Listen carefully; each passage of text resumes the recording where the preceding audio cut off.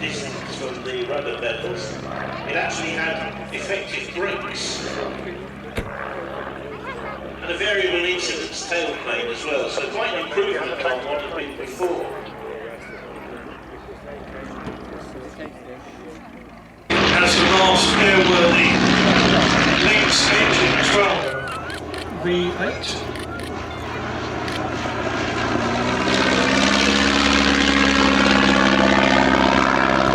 After World War I, Geoffrey de Havilland was looking for a cheap engine for his Moth range, and Frank Halford suggested getting the old RAF 1A engines, the aviation version of the Renault,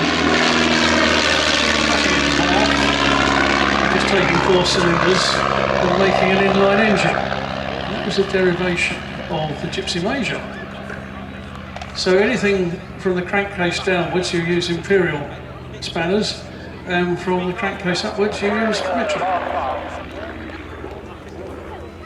Tiger Moth, roger.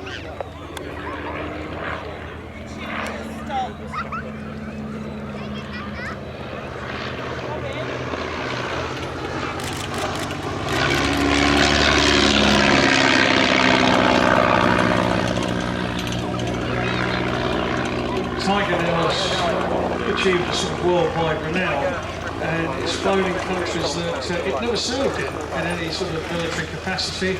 There are Tiger Moths in Brazil, in India, in Iran, in Italy, sold to Sweden, a very start of production. Although our collection example is in the standard tail dragger configuration, tail skid at the rear, 2 main undercarriage wheels.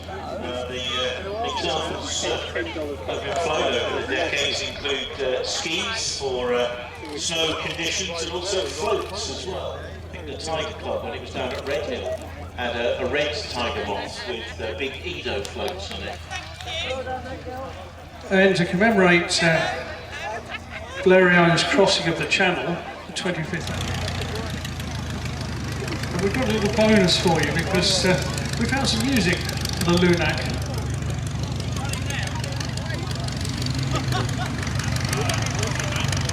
Which is the ideal accompaniment to watching a glider fly.